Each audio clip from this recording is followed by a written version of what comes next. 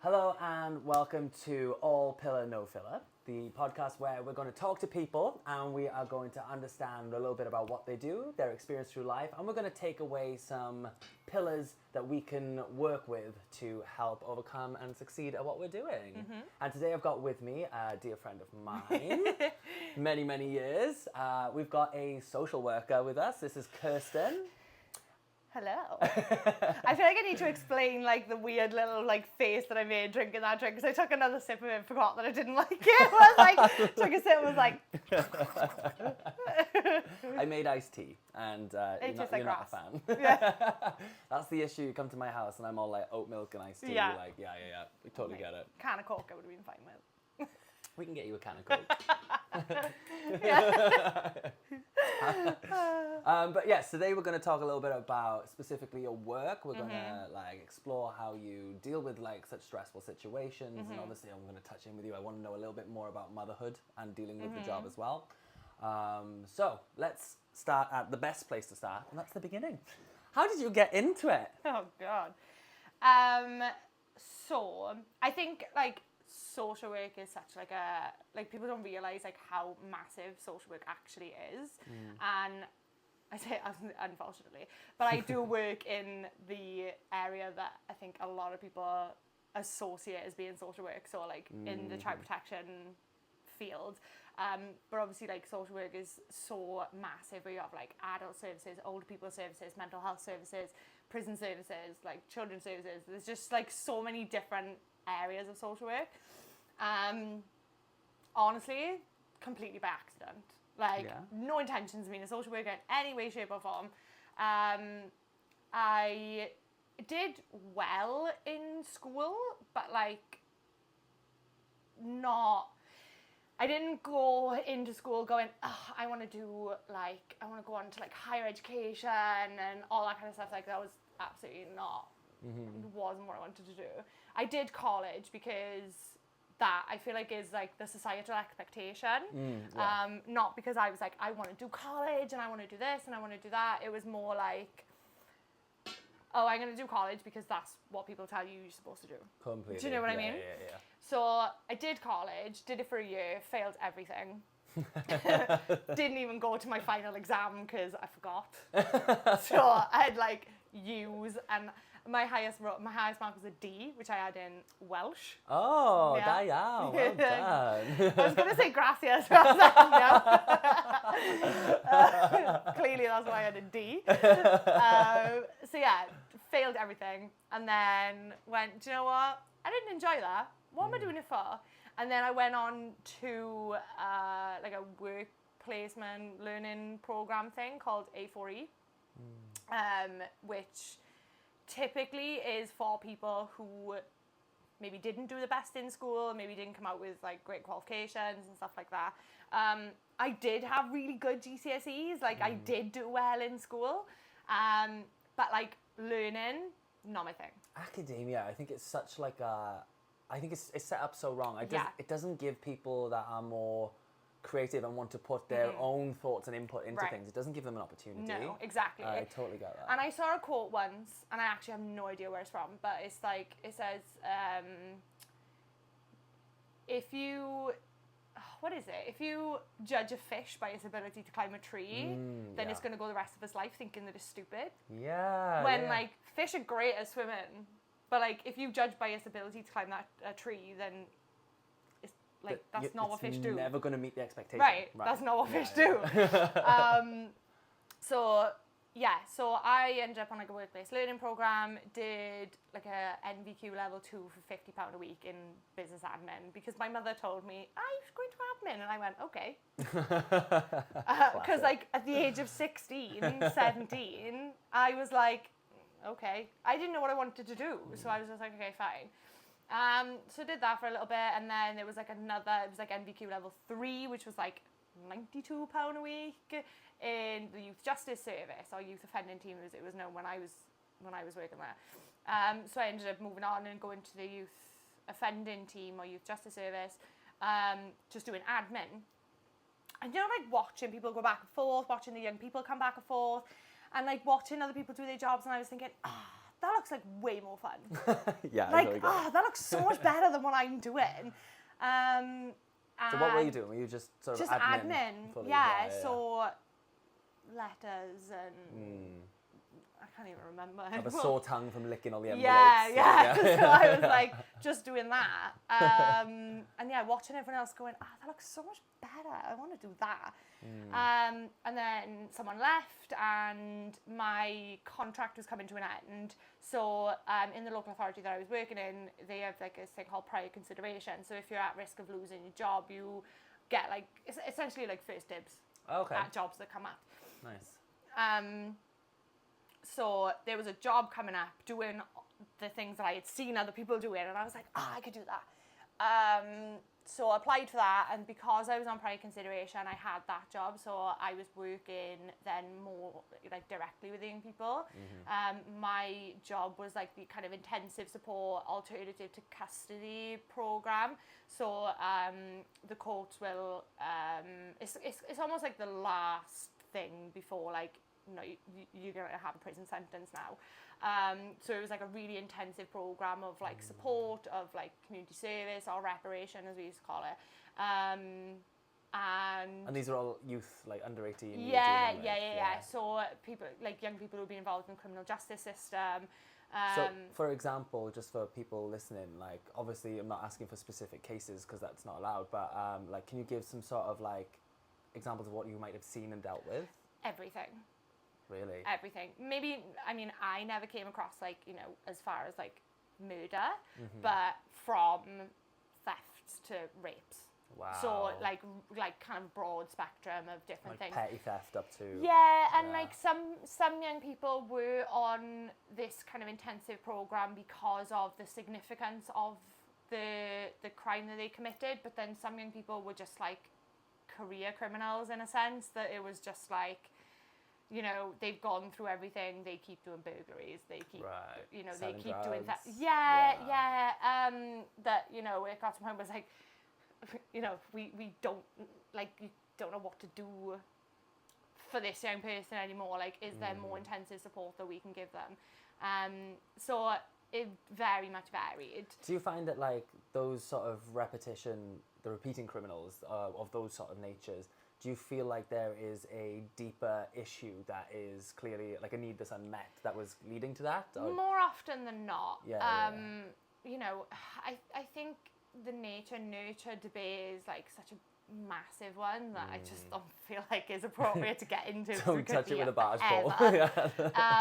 But like more often than not, you know, the young people who were just constantly like in and out of prison or in and out of, you know, youth justice service or things like that, you know, did grow up in the you know, with backgrounds where that was maybe normalised in a sense, or, you know, meeting a need. They're meeting a need that they, you know, may not have realistically identified themselves, but it's like, you know, need money for whatever, or like, you know, buying weed. So, you know, someone's left their car unlocked, or they just walk past, you know, just trying door handles, and that car's unlocked, and what's in there that I can take, kind of thing. Opportunistic things. Yeah, I suppose, where there is like a victim, but there's not necessarily like direct contact with the victim. Right. Exactly. Yeah. And I think that's where like restorative practice really comes into it. And I know restorative practice is really big in New Zealand, and restorative practice is more like around like you said, you know, it's easy to identify a victim that I've punched in the face. Yeah. It's easy for me to go, that was the victim, and I can kind of maybe see what damage I caused in that situation. Yes. Absolutely. But, you know, maybe I've walked past a car and I've tried a door handle and there was a wallet in there and I've taken 50 quid out. Yeah. It's easy to not acknowledge the fact that I took that from somebody that maybe they've taken that out of their bank as their last 50 quid to go food shopping for their kids tomorrow. Absolutely. You know? Yeah, I totally get that. Or, you know, they've planned to take their kids out on an activity and I've just taken the 50 quid that they'd been saving. Right. Do you know what I mean? Yeah. So it's easy to kind of like just not acknowledge that when the person's not right in front of you. So what restorative practice is like brings those two people together, so the victim and the perpetrator, and actually sit down and talk about the harm that caused to that person. Oh my God, and it's really like quite hard hitting, and you'd think that, you know, in situations such as like, you know, maybe a petty theft, that, you know, it would work better, but you know, I've seen videos of it working in like murder cases. Wow. Yeah, where like families of the person that's been murdered has like sat down with the person who murdered their family member. I can't imagine that. Like. Right, and it's, you know, it's easy to like harbour the kind of like anger towards somebody that did that, but I've actually seen it be really successful. Wow. Which, yeah, is crazy to think that you can sit in front of the person that murdered your family member and that be a successful conversation. But, you know, that's also dependent on how that conversation's facilitated as well. Completely, oh my gosh. So, and I guess you as a social worker you do a lot of facilitation of space, you know. I think that is a key part of your role. Like within the well-being and care roles, I often feel like if we're not working in a medical field, your job is to hold space. Right. And I think that is so important. And is that something that like happens locally? Like, do we? Yeah. So I know, like I said, I haven't worked in youth justice for such a long time now that I can't remember. I think I left in like 2016. So it's nearly 10 years now that I haven't been in that role anymore. But I know that it was like really, really big. And like, I think that at one point it was like promoted as part of like a young person's rehabilitation program as well. That if the victim was willing to have that conversation, then that would be part of like the victim support side of things as well, and part of the rehabilitation. I don't know, to be honest, if they do it anymore. But I know for a while it was a big part, like a big thing. I think that's really like helpful to like look at these kids as not just terrible people who are brought into the world to do evil things to you, to see them as people with their own traumas that they carry in, 100%. and how that has distorted their view on reality and justice and what they feel is right. And I think if you can treat that psychologically, that can be such a massive help. I also feel like when I was working in the youth justice service, like, don't get me wrong, I fully appreciate that I was given the opportunity to do that, and if I hadn't have done that, then I definitely wouldn't be in the situation that I am now, in terms of my career. But I also, now as like I'm a lot older and I've been in this, you know, this kind of role for such a long time now, I can reflect on the person that I was then, and I don't think that I was ready to be in that kind of role. I don't think that I had the knowledge, the expertise, the understanding of like individuals that I do now. That I don't think I was the right person for that job at that time. Do you think that came with age? I think it came with age and experience. Maybe more so experience. But also, like, I know people who maybe would be in a perfect position at 19 to be in that kind of role. But then maybe their experiences, like, I didn't grow up around criminal activity. I didn't grow up around drugs. I didn't grow up around any of that. Like, you know, like my childhood was very much like what is expected a childhood would be, you know. Let's not use the word normal, but what you'd expect a childhood to be. Completely. But maybe someone who is 19 who has had those experiences that maybe these young people have also experienced are more like relatable. But I don't think that I was the right person for that job at that time. And like I said, I would not be in the situation, the position that I am in now, if I hadn't have had those, if I hadn't have done that. But I probably shouldn't have been. Do you know what I mean? I probably shouldn't have been. Like, there was a lot of people who were far more qualified than I was at that point in time. Absolutely. So yeah, but then that then led me on then to doing my social work degree. Because whilst I didn't have maybe the educational background that some social workers may have, because I literally went to school, went to college, went, this is shit, I can't like this, and then just winged it the rest of the time. But yeah, I think the experience then of like working for the Youth Justice Service then led on to my social work degree. That was when I learned a lot. And then whilst I was doing my social work degree, had summers off, which was lovely. So I did Camp America. Nice. Why not? Because it was always something that I'd wanted to do, but because I was in full-time job, I was led to prioritise that. I get it. As opposed to like aspirations and what I wanted to do. So I did Camp America, and it was a very similar situation where like a lot of they call it an underprivileged camp, but I suppose that's kind of subjective as well. Yeah, for sure. And it was for young people, and a lot of them were like social services referrals. So, you know, they didn't have to fund it themselves, or they funded like $50 towards like 10 days. And then the rest was like funded by the Boys and Girls Clubs of San Francisco. So I did that for 3 years, like not 3 summers kind of thing. 3 seasons, whilst I was doing my social work degree. And then I didn't realise that you were doing it with the like underprivileged. Yeah, it was groups. all Boys and Girls Clubs of San Francisco. Wow, I had so no idea that was it was like the mission area of San Francisco and stuff like that. But it was a very like, I mean, I haven't done the other camps, so I don't know what the other camps are like, but from what I've heard, they're quite lovely. Yeah. And don't get me wrong, my camp was lovely, but it was very basic. Yeah. Very, very basic. Literally in the middle of the redwood forest in California. No Wi-Fi, basic electricity. The cabins that all the kids like stayed in, all the staff stayed in, were all like hand built. Wow. Yeah. It was very like basic stuff. Yeah. Which for me, because I was used to working with like maybe the children and people who didn't have that like eccentric upbringing, that was what I was used to. Yeah. Like those are the kind of children and young people that I was used to. Yeah. So, I don't often work with children and young people who come from like, affluent backgrounds. Yes, yeah.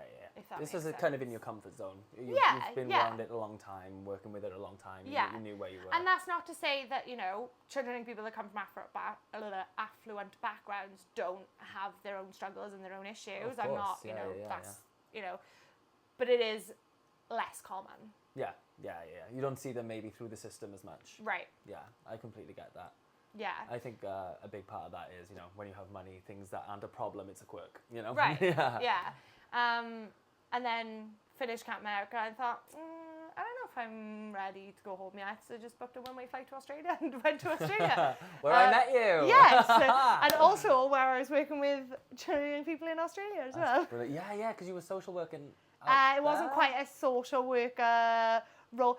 Like, I feel like all the countries have different ideas of what a social worker is. Yeah. Like in the UK, like you have to have completed a social work degree, and it's a what's the word? It's a protected title. Yeah. So like you can't just go around saying you're a social worker if you don't have that degree and that qualification. Yeah. It's like clinical psychologist. Right. Anyone can be a counsellor.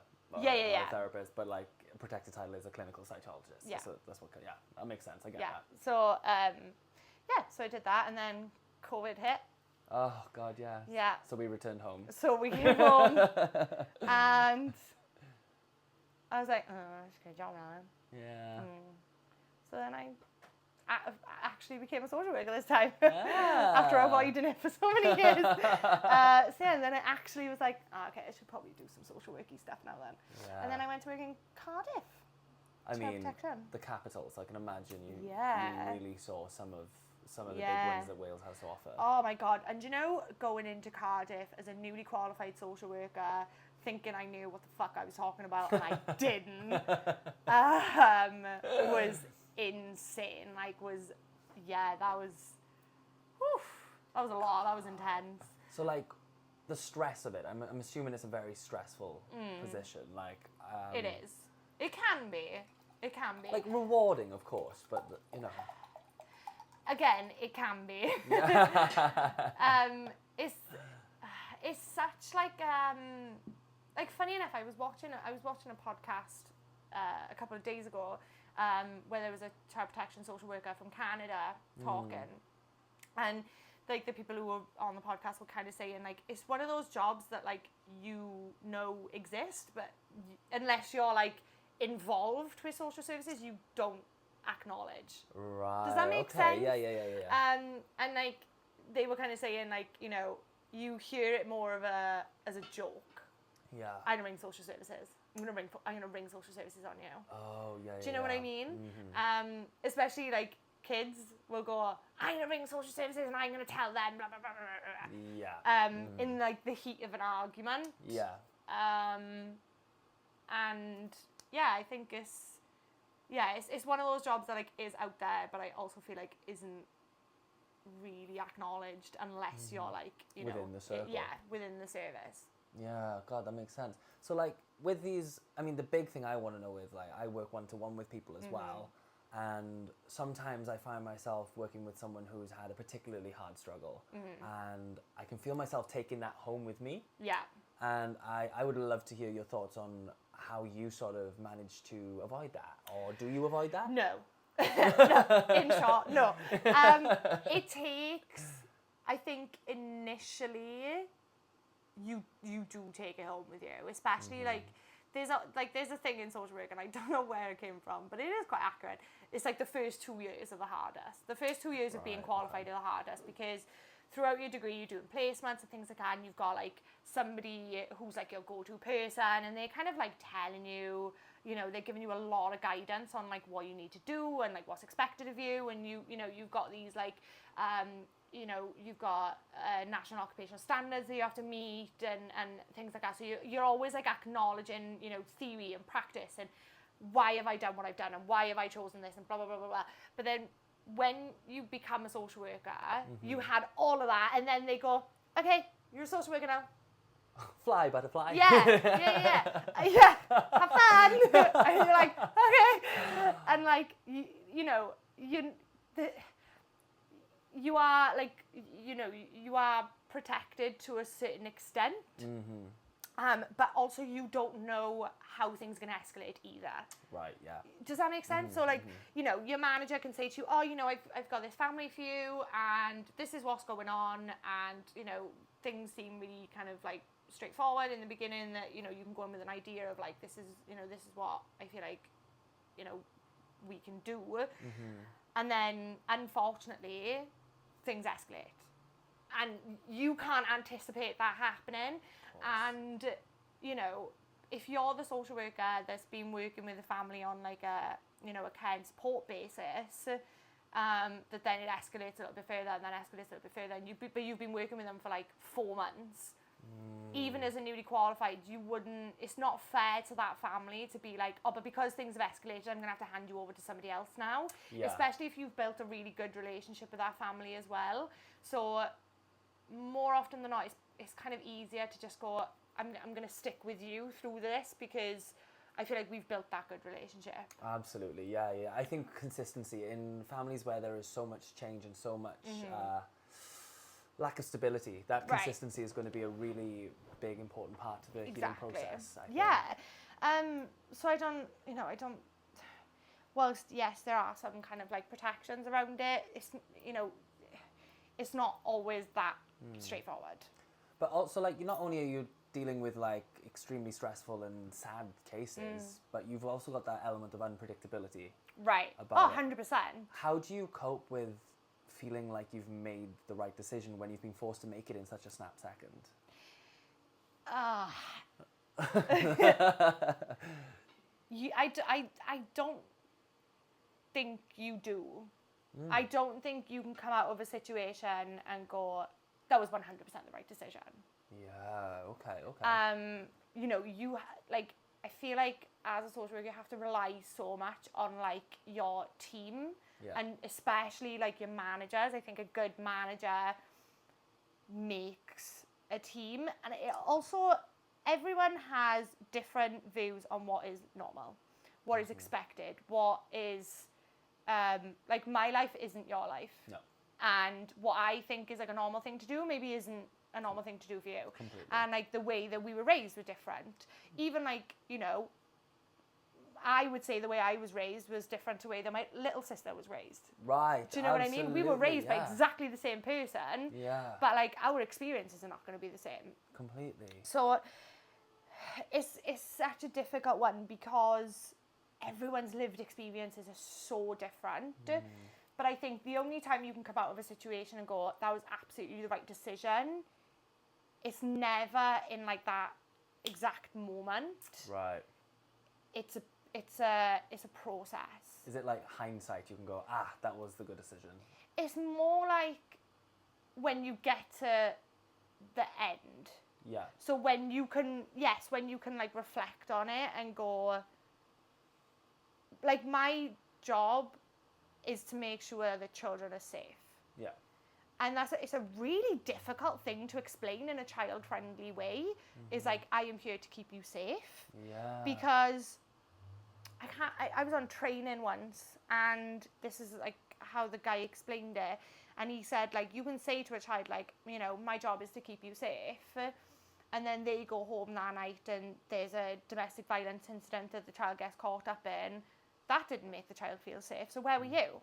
Yeah. Oh my goodness. So that wasn't my job, because my job was to keep you safe, but in that moment you weren't safe and I wasn't there. And there's nothing you could do to be there.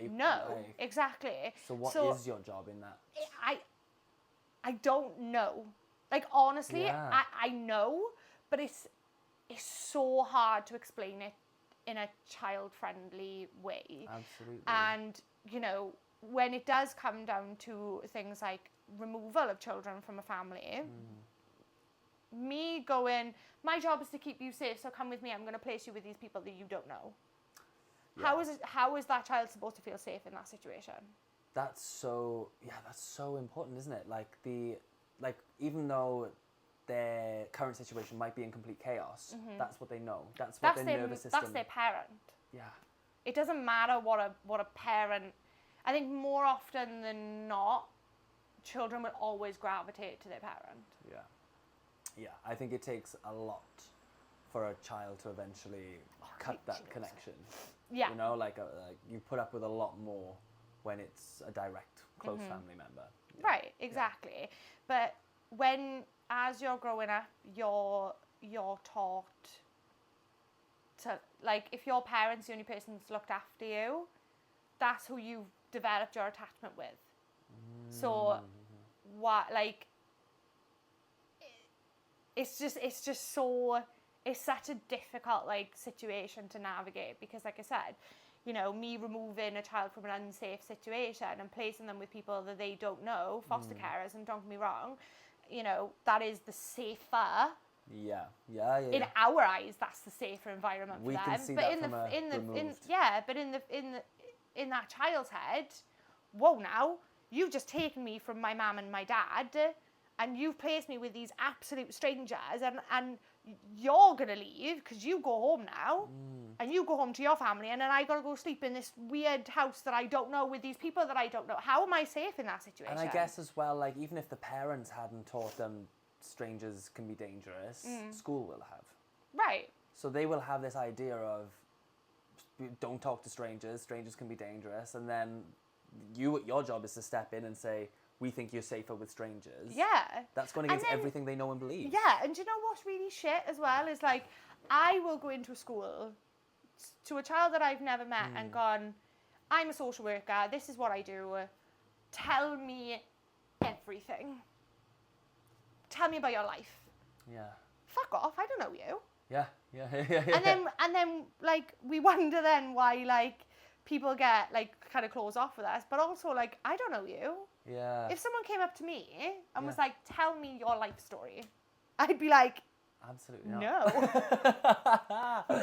No. Why would I do that? Follow me on Instagram. Right, exactly. But, you know, it's such a difficult, like, situation to navigate. How do you sort of break that barrier, I guess? I think there's, like, we don't get involved for no reason. Yeah. There's typically a trigger event. So you have to be very, like, you have to be very, very careful in certain things. Like, you know, say, for example, if there's been, say, like, a parent being found with indecent images of children, but there's no evidence to suggest that that has Been impacted acted on the child. Okay, yeah. So, like, yeah, or, you know, those kind of, like, maybe urges that somebody have been acted on. You can't go to a child in school and say, so-and-so's been found with indecent images of children, have they done anything to you? Yeah. Like, you can't have that conversation. So it's so difficult because you can't put words into children's mouths. You can't ask direct questions like that. You can't. You have to, like... You've got to find a balance, I guess, between, like, a leading question and leading them to an answer. You know, like, you want to sort of lead them to give you an honest answer, but you don't want to lead them so hard that they're coming in and saying, yes, this happened when something maybe didn't. Yeah, exactly. And especially if, like, a child is, like, completely oblivious to the situation as well, which is what we want. You know, if there has been a situation like that, I would rather the child be completely oblivious and nothing has happened to them and they're absolutely fine. It was a poor decision that was made by an adult who are able to make their own mistakes and are able to make their own decisions. Obviously within capacity reasons. But, like, you know, that's what you want, is a child to be completely oblivious and for a child to be a child. It's the best case scenario. Right. Absolutely. But then obviously it does, you know, a social worker coming out does then raise questions to a child. Yeah. Someone came to see me in school today. They said they were a social worker. Like, what was that about? Right. And I suppose, are the parents always informed before you go in? They are. Yeah. That can never put them in danger. That's good. No. At least. Yeah. No. That's good. Yeah, we would always, you know, we'd always let... Do you find you get a lot of problems with kids being prepared for that interview by their parents? It depends on the situation. Yeah. Yes and no. I think when there's been, like, long-term harm, that child has already been, I don't want to say groomed, but, like, that child has already been told, like... Conditioned? Don't tell anybody. You don't say anything. Or there's another, like, side of it where the punishment for, or the consequence of a certain behaviour is physical abuse. So it would be like a slap or whatever. But if you've grown up thinking, oh, well, I did that and I had a slap across the ass or the, you know, whatever, then why would you then go into school going, oh, mommy and daddy hit me? Right. If, like, you believe, or you've been led to believe, that was a consequence of your behaviour. So, like, why would you not think that that's normal, or that that's not okay? Because nobody's ever told you that's not okay. It's right. It's that sort of, and, you know, that's a voice that carries on then into adulthood in many different ways, where you put up with all these. It's why people in domestic violence situations end up coming back to it. It's because at the end of it, they kind of feel like they deserved it, and, you know, that they can move on from that. There's just no escape from it as well. That's right. You find that pattern that becomes familiar and comfortable, and you start to believe that, oh, but they love me. Yeah. They do this because they love me. Right. You know? Yeah. And I think that's like, like, we're so much more, like, aware of these things, like, now. Yeah. That, like, remember when we were kids and, oh, he's doing that because he fancies you. Oh, he's chasing you around and pulling your hair because he fancies you. No. Let's stop normalising that. Like, let's stop teaching little girls and little boys that they're being picked on because they like you. That's crazy. Like, actually, but, like as a child, up, you kind of go, oh. gives you, like, a little, look at me. Yeah. But, like, as grown-ups, no. Like, being pushed down. Yeah. No, not okay. Being physically assaulted is not a sign of affection. Right. And parents are guilty of telling their kids 100%. that. That's, like, the worst lesson you can give. Right. Like, saying that to me now in this conversation, in this age. Right. I'm like, I can't believe that even happened. But as a 6-7-year-old, you go, oh, okay. Right. Because why would you question that? Yeah. Because that's the person you trust most is telling you that. They're telling you that and making it okay that someone who likes you they're putting that expectation in your head that that's going to happen. Yeah. I am absolutely shook. I am Yeah. mind blown. But it's just one of those things like you don't even think of, because that's just, like you said, it's just normal. Yeah. Which is crazy. There's so many things we tell kids that like we just really shouldn't. Like, Yeah. do you think that like, I don't know, do you think it's a difference in parenting styles? Because they sort of go around, don't they? And they say something new becomes really, like I know years ago it was you've got to toughen up the kids, and then it was don't let the kids think they've done anything wrong, and then they say, actually no, that's the wrong way to do it, now you do it this way. Do you think it's anything to do with that? Parenting's just hard, and like I think like I'm only saying this, like I've only got a 10-month-old. Yes. To question that, is she 10? She's 10 months old. So, all I've had to do so far is keep her alive. Yeah. I haven't had to, she's getting to a point now where like she's crawling around, she's exploring more, and, don't eat wires. Oh, like, my goodness, Yeah. It's that she's at that kind of stage in the minute where it's like, don't chew the wires, don't do that, stop walking into door frames. But like, I've also got stepchildren as well, and like trying to balance making sure that your children are decent people, and like, what is the right thing to do, what's the wrong thing to do, it's so hard, because there's a lot of like things that the way that I was parented that I do not want to pass on to my children. Oh gosh, yeah. And I think everyone has that. It doesn't necessarily mean that you were parented badly, but like, that's not what I want. Every parent is doing their best. 100%. Even the ones that you have to deal with the hand they've been dealt, that's probably I their absolutely best. believe that everyone is trying their best. Yeah, completely. Some days are better than others, some days are worse than others, but Yeah. I genuinely believe that everyone at any point in time is just trying their best. Absolutely. And I think, I got a terribly itchy nose. So I do think, like, your best one day could be that, I don't know, you've done a really amazing job in work and you've just earned like a £1,000 bonus. Class. What a day. Good for you. Yeah. Tomorrow, my success is that I got out of bed today. Yeah. And that's okay. Yeah. Yeah. Do you know what I mean? Oh my goodness, yeah. So yeah, I do, that was that person's best that day. I got up and had a shower. Yeah. And I think we should be celebrating these things. 100%. Like, that is one of the biggest things I find with high achievers. We have such a culture at the moment of grind. Do the grind, get the hustle, like, make that money, be a boss. It's fucking hard. It's so hard. I'm hard. just fucking tired. I don't want to. Sometimes I don't want to. I don't want to wake up and grind. I don't want to do that today. That's it. I'm quite frankly sick of being awake. Right. I would just like to snooze this day Yes. away. Can we just not? Yeah. Let's just not do that. I think we absolutely need to normalize those smaller wins. 100%. Yeah. And I think like going back to like parenting and like the different expectations that people have, like I said, it's difficult with my 10-month-old, so I kind of like basing this off like my stepchildren, where like I have some days where I'm like, hey, listen, come, let's not make those decisions today. Let's take a breath. Let's like have a minute. But then there's days where I wake up and I go, just stop, just stop, like, just, and and it's hard because you can't like, there's like, you have to be a parent first. Yeah, absolutely. You have to be. Absolutely. And frustratingly, sometimes your feelings are secondary. I think that's like the ultimate sacrifice, isn't But it? then it's also balancing between like your feelings have to be secondary to your child's feelings, but like also your feelings are impacting on your child.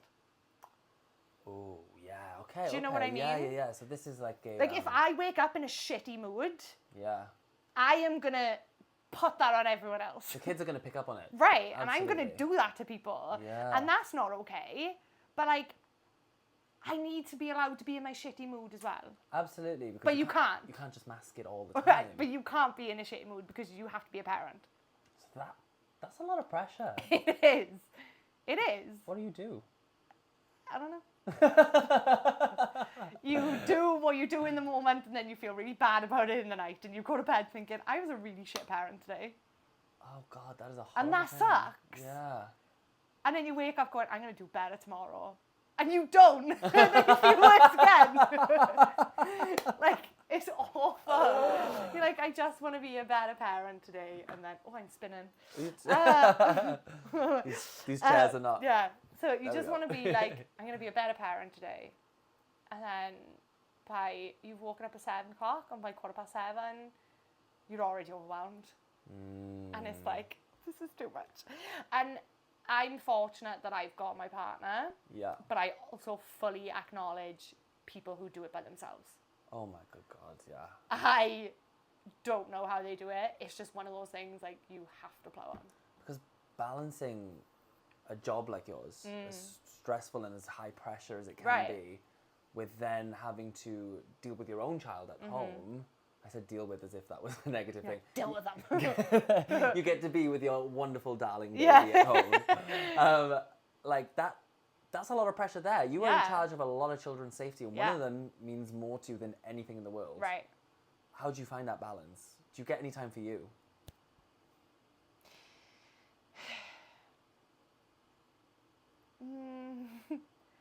I don't know. Like I said, my partner is fantastic. Like, he is great. He's so good, and he is able to, like this morning, for example, he was up at 5 o'clock for no reason at all. The baby wasn't even awake, but he was up at like 5 o'clock. But then she woke up at like 7, and he like immediately, and I was gone this morning. Like, I was knackered. I don't know what was wrong with me. I was so tired this morning that he just took it and like let me sleep. That's great. So it gives you that sort of So respite. I'm really lucky that I have him. But like I said, you know, some people don't have that. And I think this is where, like, I wish the stigma of social services wasn't there, because I hate the idea that social services come in and they take kids away. I hate it. It makes me so sad, because I don't want children to be afraid of me. I don't want adults to be afraid of me. I'm like... You're there to help them improve. Right, we're there to support, and like, don't get me wrong, yes, it sometimes that does mean removing children, and nobody wants that. No. Nobody. I don't want to take people's kids away. Because that can't feel nice for you doing it. No, it's awful. And I don't want parents sitting there like grieving over the loss of a child that is alive. If that makes sense, do you know what I mean? Like, because that is a loss of a child. And they call that in psychology ambiguous loss, where, you know, they've gone and they think it's so much harder than if somebody dies, because you don't know if you're going to see them. Right. You might see them passing you in the bus, like, you Yeah. know, like at any point they could pop back into your life, and it gives you that, and there's no finality, there's no closure. No. Yeah. No. Oh my God. And it sucks. It's not a nice thing to do. Like, nobody wants to do that. Like, nobody. But like, I also acknowledge the fact that some people are scared of social services, understandably so, but that is the stigma that's been given to us. Yeah. But like, even to the point where, like, weirdly, we were having a conversation in work the other day that even social workers are scared of social workers.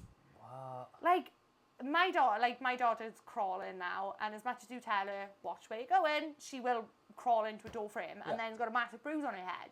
And like, even like, as a child protection social worker, I'm going, oh my God, imagine like the health visitor comes and then someone sees that, and then they're going to be like, why she got a bump on her head, and you know, she's under 1 year old, is that an automatic child protection medical? Like, it's just scary. Oh God, yeah. Absolutely. And like, I am a social worker, like, that is my job. Yeah. But like, there's so many other social workers that have had the same experiences of like a genuine accident has happened, and we panic, going, oh my God, if someone sees this now, and if I take it to the GP, and do you know what I mean? I guess that's kind of the equivalent of like when you work in healthcare and you discover and you learn a new disease or illness and you convince yourself you've got it.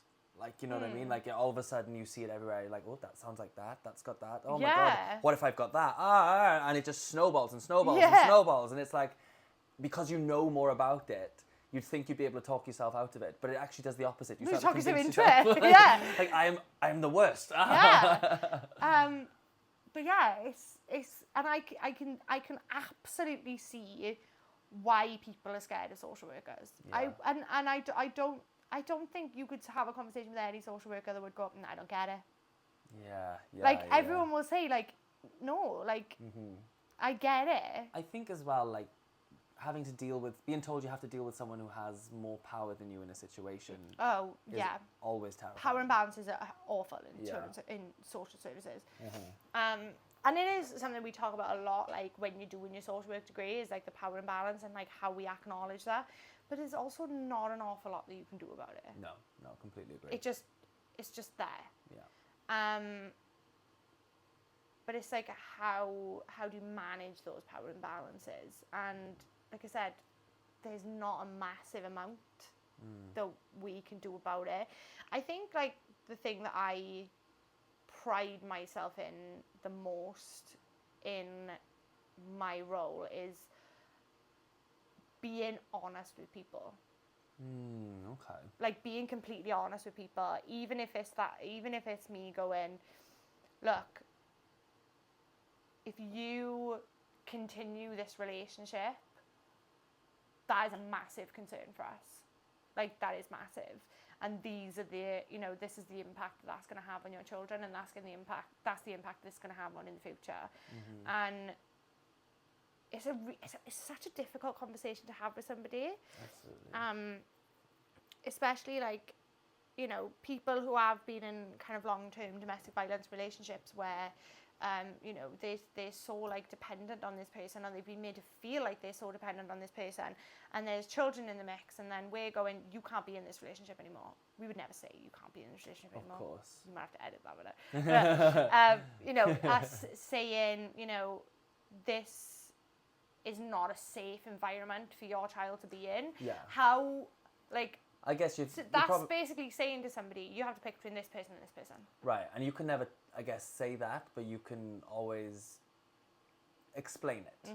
Like you can't, I'm not here to tell you, you must do this, but these are the options, this is how it looks, this is how things will proceed if you pursue X, Y, and Z. Yeah. Make your own decision. Make your own decision. And there's also like that balance as well, is like adults are able to make their own poor choices. Yeah. Children, to a certain extent, can't. Yeah, absolutely.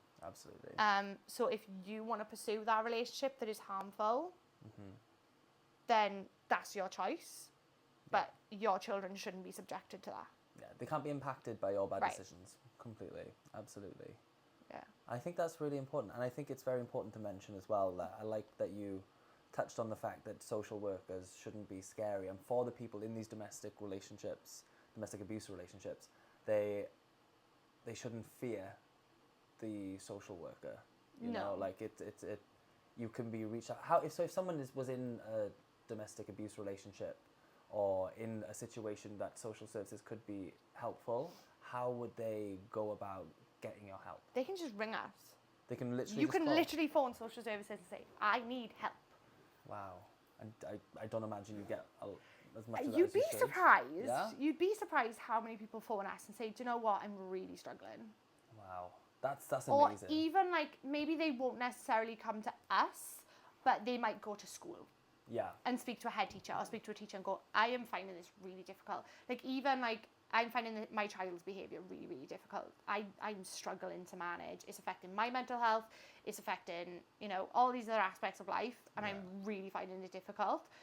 We can become involved in those situations. And that's not to come in and go, well, we're going to take this child away because you can't cope. That's not all that's you do. not what You're it not- is. This isn't okay, chitty so bang let's, bang. no. So it's like, right, like, let's figure out how we can support you. Yeah. How can we help you manage these behaviors?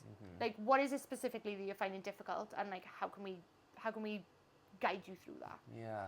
So you're there to support. Right. Yeah. Like, yeah. It's a really great service, actually. Yeah, it can be. It can be. But like I said, I also recognise that there are situations where you might not be safe. It's not that.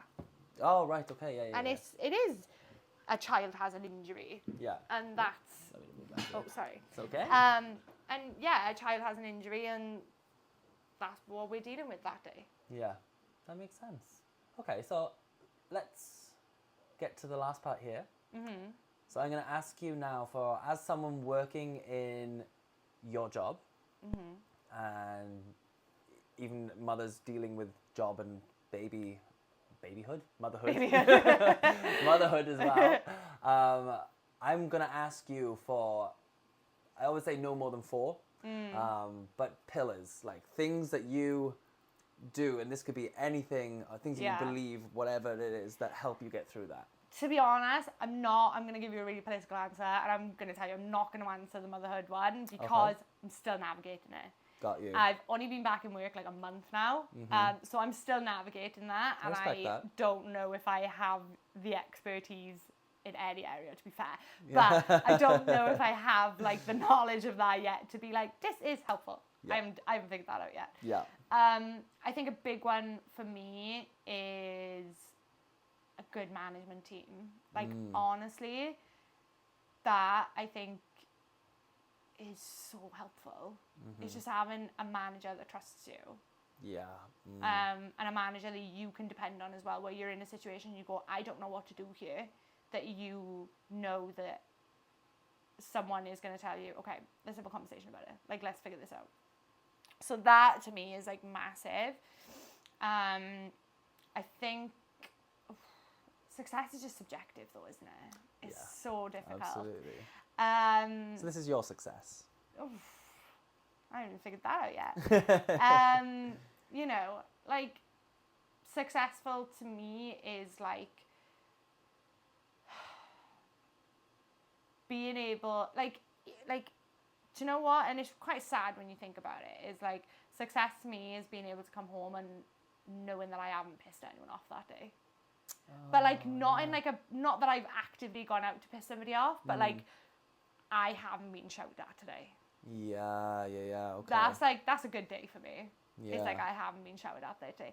And do you know what? It doesn't happen that often, but like, sometimes it does happen, and sometimes it's heartbreaking. Like, it's actually soul destroying sometimes, where it's just like, ugh. I'm just trying to help. Yeah. Like, I'm not here to demonize you.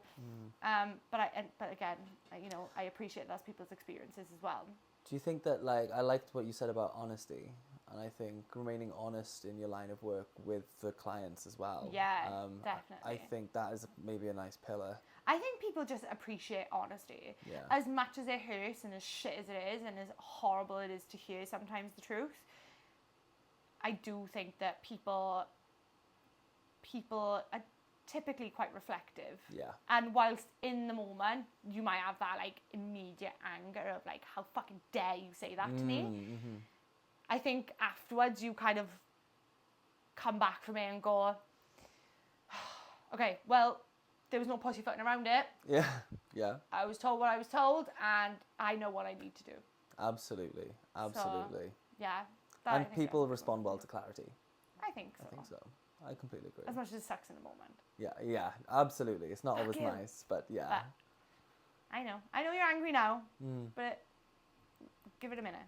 Yeah. Give it a minute. You'll see what I mean. You'll see. So yeah, I think love that. Yeah. Honesty as well. Nice. Yeah. I think we should all just strive to be more honest. Oh, thank you for coming and talking to me today. You're welcome. Kirsten. It's been boiling in here. It is so warm. Hence the iced tea. I thought it would help, but Yeah, it tastes like grass. I did not enjoy that at all. I like it one sip of it right at the beginning. I was like, I'll be sure to stock up I'm on Pepsi. going to pour it back in there. Yeah. You can have that I'll later. take it later. Oh, but thank you so much. You've been You're an angel, welcome. and thanks everyone for listening. And I hope that you got some beautiful little nuggets of magic from that conversation. Definitely felt great. So yeah, thank you very much, Thank and we you. will see you soon.